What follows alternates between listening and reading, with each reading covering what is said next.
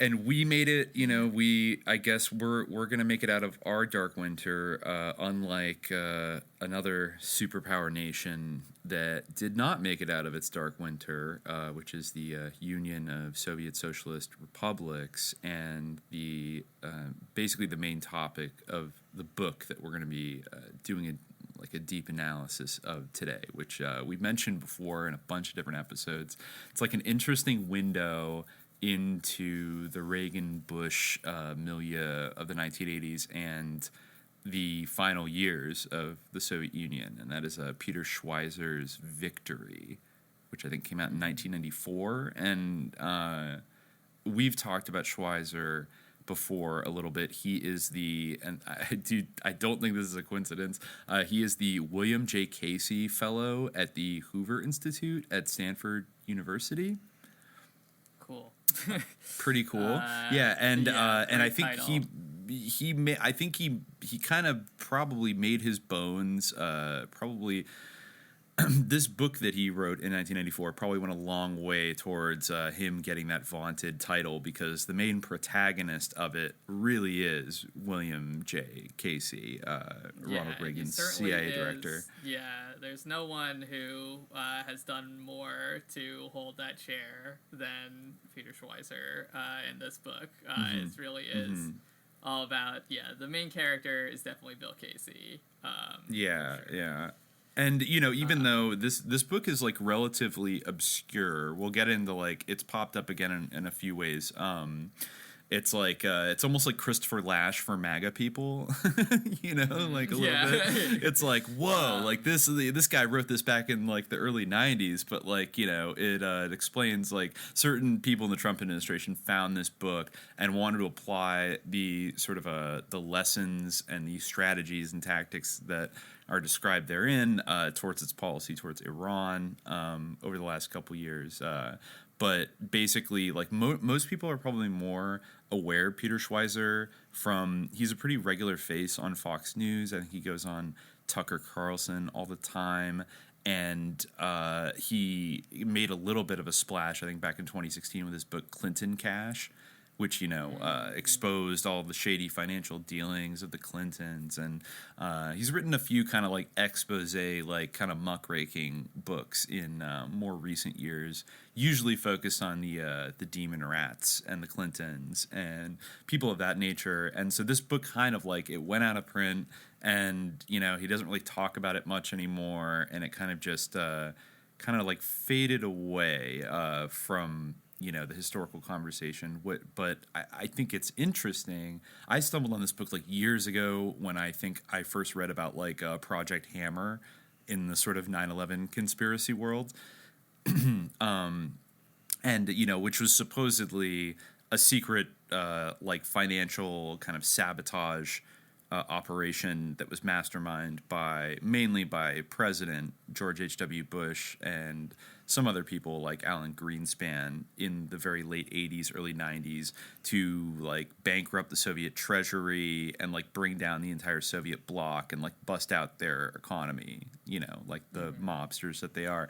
And I think when I was searching for Project Hammer, somehow in the search this book popped up, and it was kind of the close. And if you look at the cover of it, it sounds tantalizingly relevant. It says the Reagan administration's secret strategy that hastened the collapse of the Soviet Union.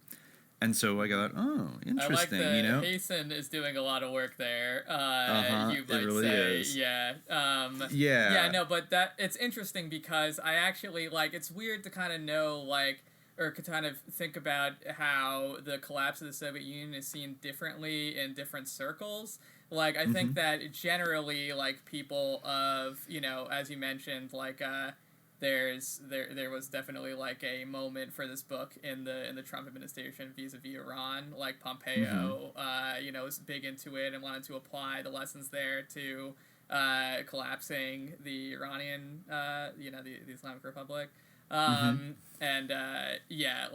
it's interesting because, generally in those circles, they kind of would cleave to the idea that the Soviet Union was destined to collapse, I guess, Yes. and that like because like the underlying ideology was like a rotten attack on the values of country or whatever, like of all Yeah, everything exactly. good. And yeah, but yeah, this is basically all about how it actually was like brought about by like a particular series of like geopolitical decisions, Exactly. often led by Bill Casey.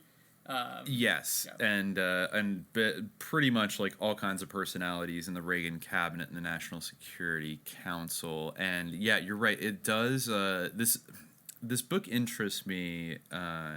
One of the real, like the most interesting dynamics of it is kind of like navigating that contradiction, because Peter Schweizer, of how we look at the Soviet Union and like why it collapsed, because I think he spent some time in the early part of the book kind of breaking down, really taking a stand on the side of it was not inevitably doomed to collapse. However, he's also writing from a pretty anti-Soviet and anti-communist perspective, and a very kind of right-wing American perspective. So he has to take pot shots at the Soviet Union along the way and say, they're that their economy is not great, and that there's a lot of there's like internal dissension that has to be kind of managed, and there's vulnerabilities and choke points. But he kind of he really contrasts himself with a lot of the quotes from like very, very smart people at the time.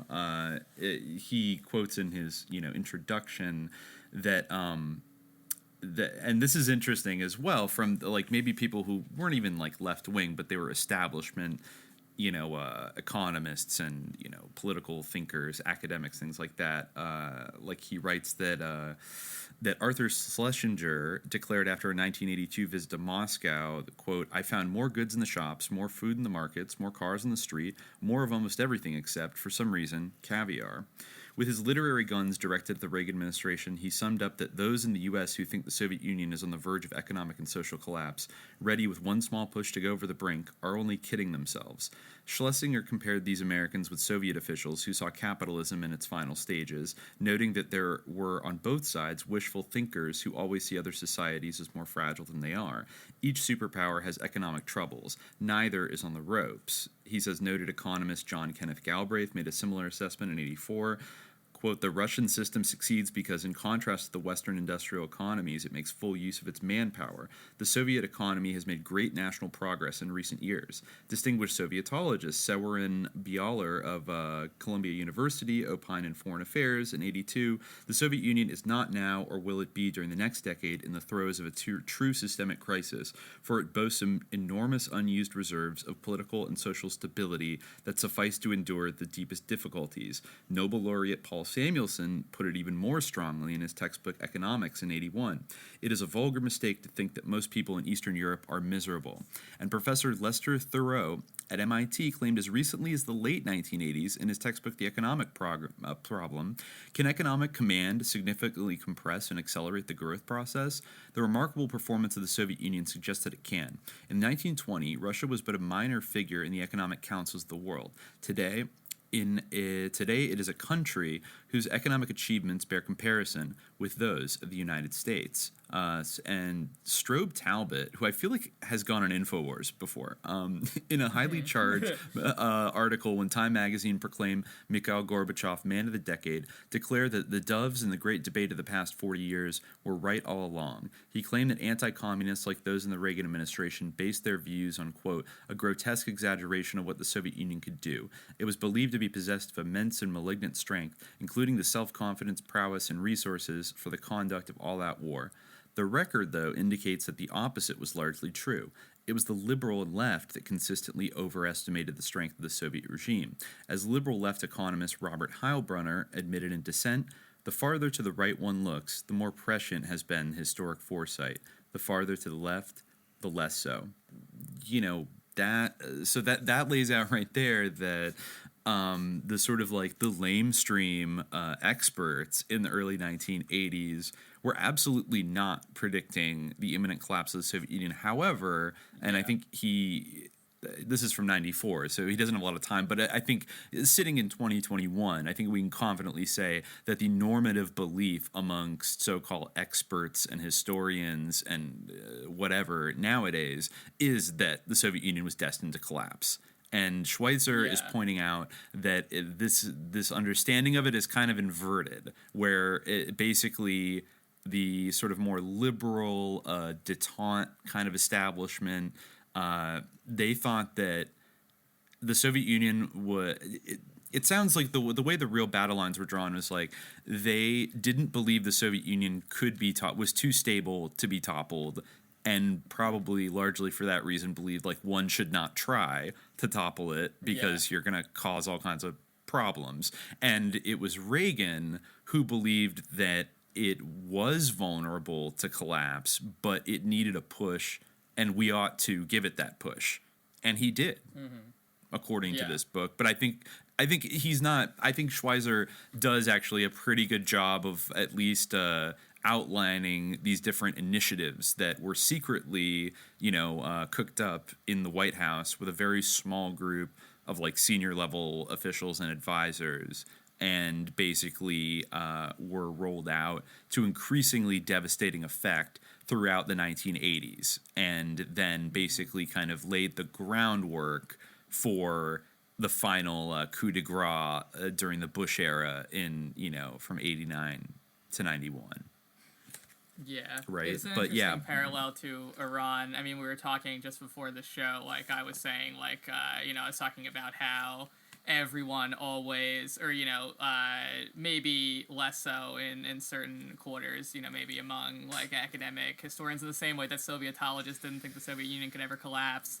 Maybe they don't believe that the Iranian, regime, the mullahs, could collapse, whereas... but I do feel that, even across the political spectrum, really, there's people always saying, like, it's about to collapse, but of course, like, it never does.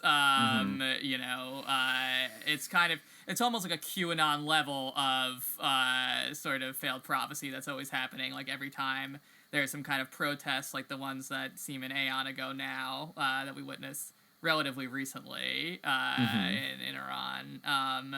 That people were saying like this is it, this is it's a bit like the mullahs it's gonna crumble. It's happening. But you did rightly point out as I was saying that maybe there's parallel with the Soviet Union there, and if pressure were applied in the same way or like as effectively, like maybe very many countries could be brought down, but.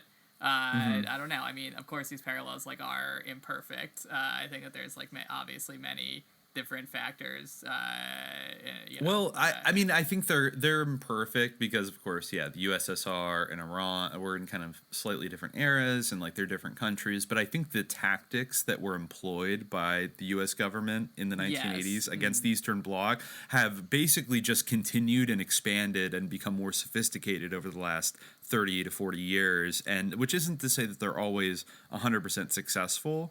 I think they've had successes and they've had failures. But I think you see that, and of course, this goes all the way back to economic warfare tactics that Bill Casey sort of learned and developed going all the way back to World War II, where he was in the OSS and was put in charge of a kind of like economic sabotage operations using agents inside of Germany to attack the Nazis. Now, of course, he would become a very good friend to ultra right-wing anti-communist forces after that, but he very quickly and enthusiastically turned his attention on destroying communism, which, he kind of pursued throughout the rest of his professional life. And I think that there's even a connection with him with kind of like, we'll have to do a whole episode on this book one day, but Martin Bormann, Nazi in Exile. That's a book that Dave Emery references a lot, and I've only read through a little bit of it, but I know that Dave Emery has cited a lot of passages that talk about how Bill Casey was somebody who was kind of like, he was a young, up and coming banker, an OSS guy who was sort of given like stewardship of some of these Nazi money laundering accounts, like, you know, kind of underground Reich, like I think what maybe that book and Emery always calls like the Borman Capital Flight Network. So like all of this wealth that basically was spirited out of the country to, whether it was to Switzerland or to South America or laundered through the Vatican Bank. Like Bill Casey was one of the guys who's kind of like put on that detail right at the end of World War II. So we're talking about a guy who goes back very deep in the game, and with the kind of shadow economy world of like Mark Lombardi.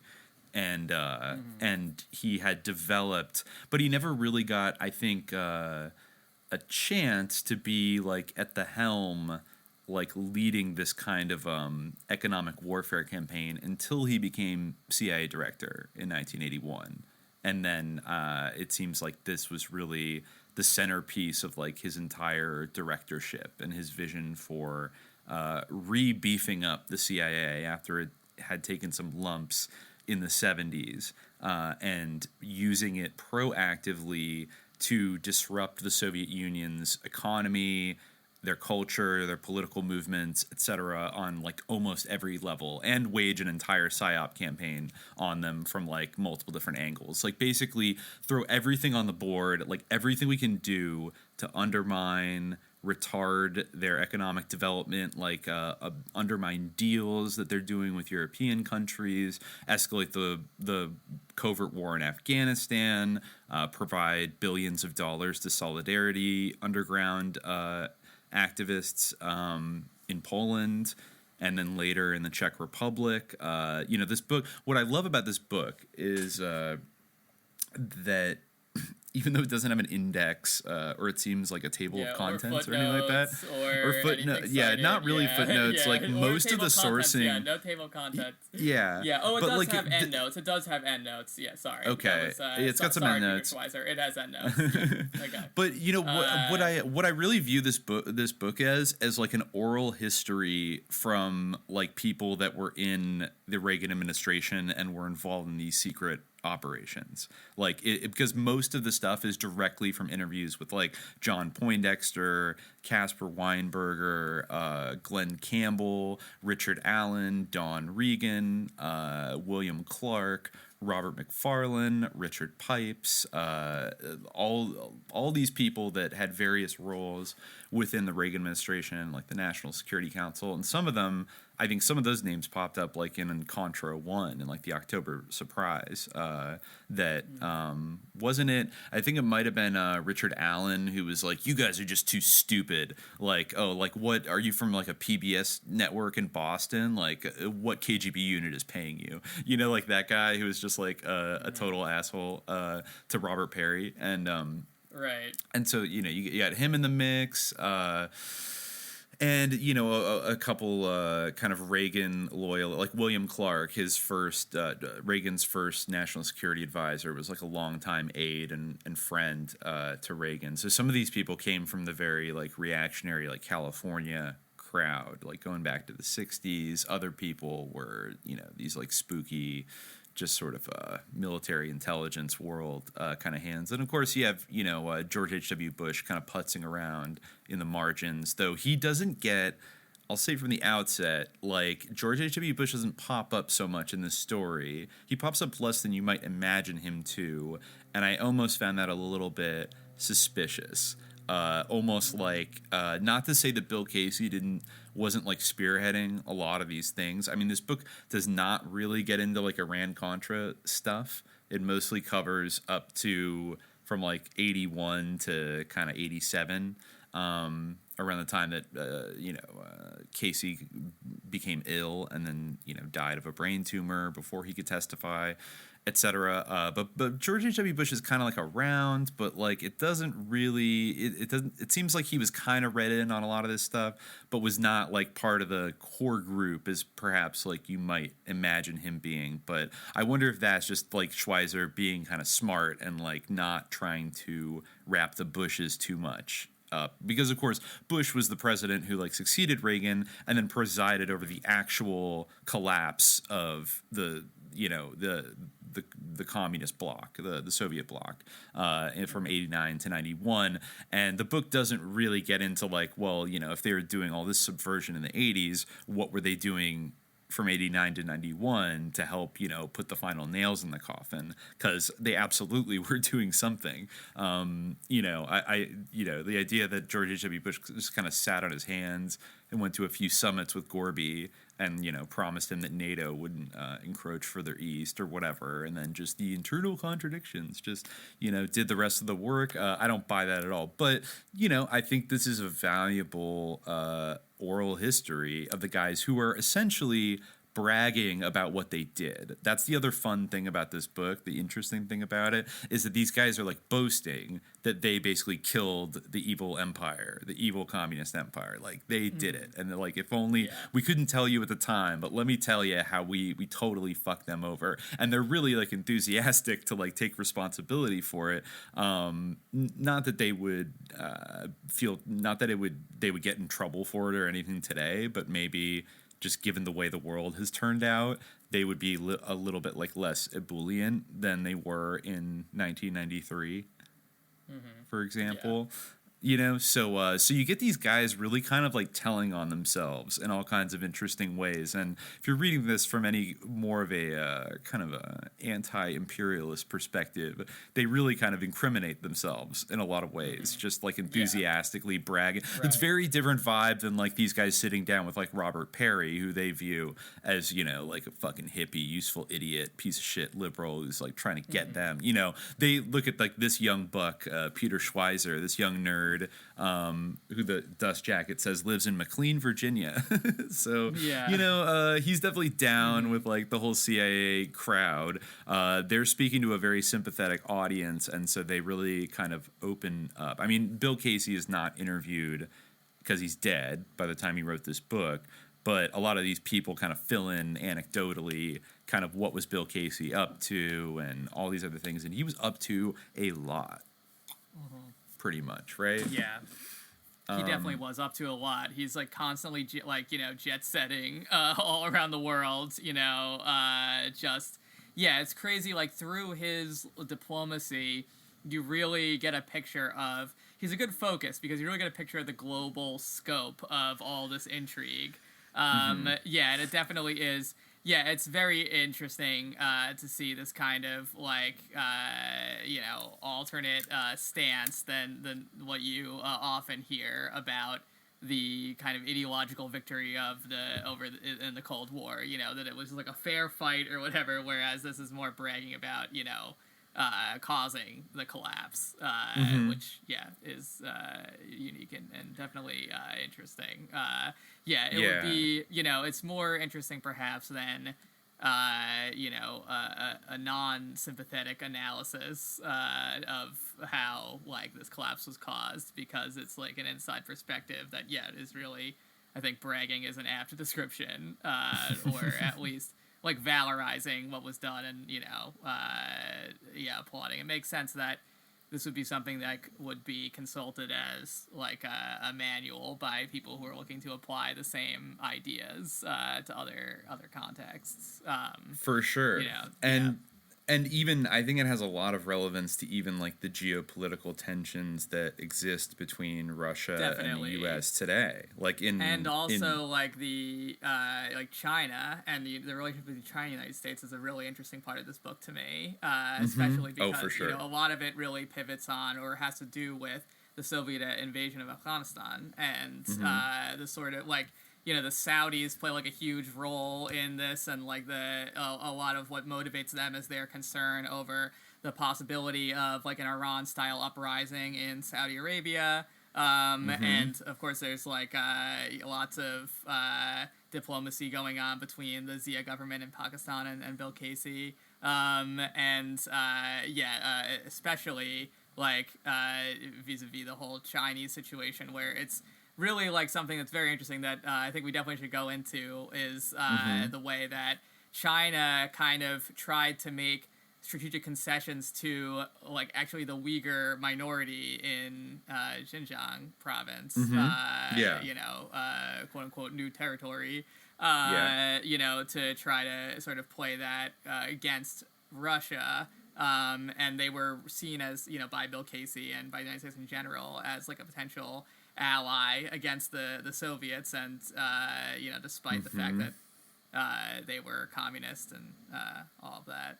That is something that I kind of didn't expect jumping out when I started this book, was like the very cozy relationship in some respects between like the intelligence apparatuses of China and Bill Casey. Yeah, they took a lot of ideas from him. And it's crazy because they really had like their own sort of like radio free Asia, it's interesting to see like the kind of same ideas be sort of reversed and instrumentalized like in a different direction. They would and they sort of they were, of course, the friction between like the CCP and the Uyghurs goes back like a long way, but they kind of strategically like modulated their position in that struggle, like in order to make Russia seem less appealing, and like conducted a massive propaganda campaign, like partially at the behest of Bill Casey, to try to manipulate these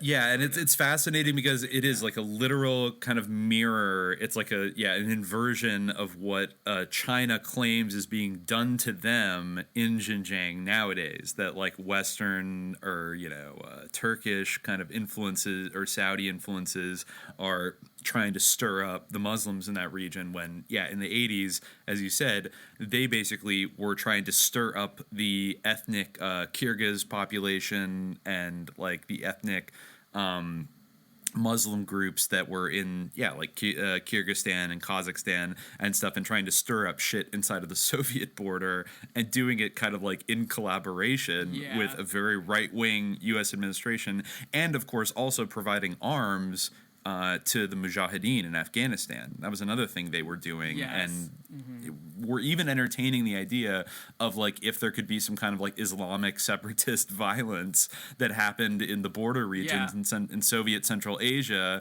that would become like attacking that soft underbelly of the USSR. Like they were totally here for it. And I mean, you just hate to see two communist superpowers like fighting like this, like what, and like one of them collaborating with like Bill Casey, like what the Sino-Soviet split, really, you're feeling the fucking reverberations of it all throughout this book.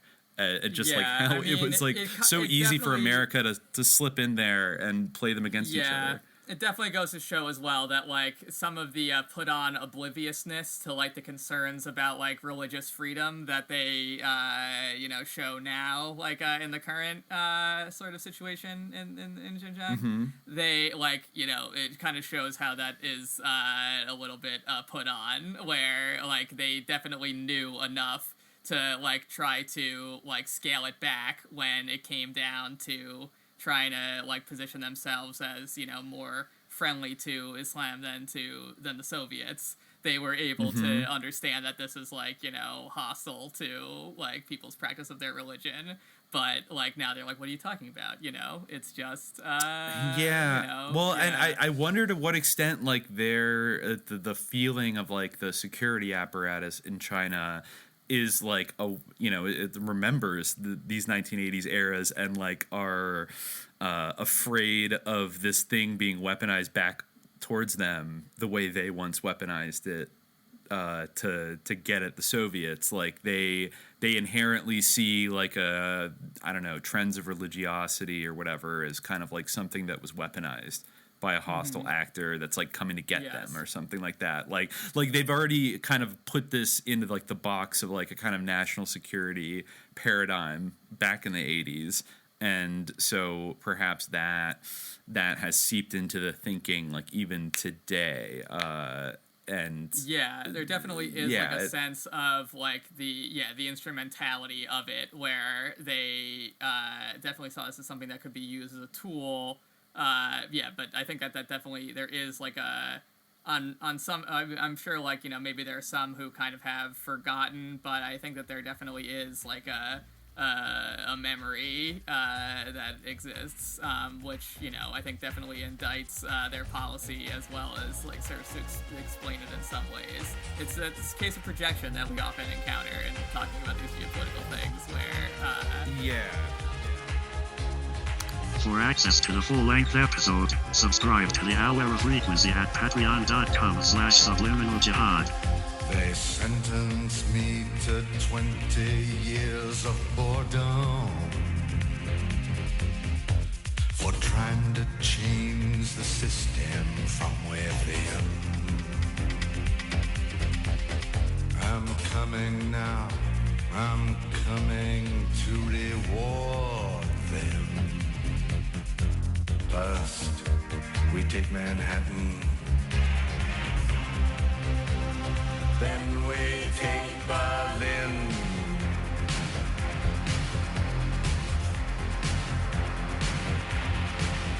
I'm guided by a signal in the heavens. I'm guided by this birthmark on my skin. I'm guided by the beauty of our weapons. First, we take Manhattan. Then we take Berlin.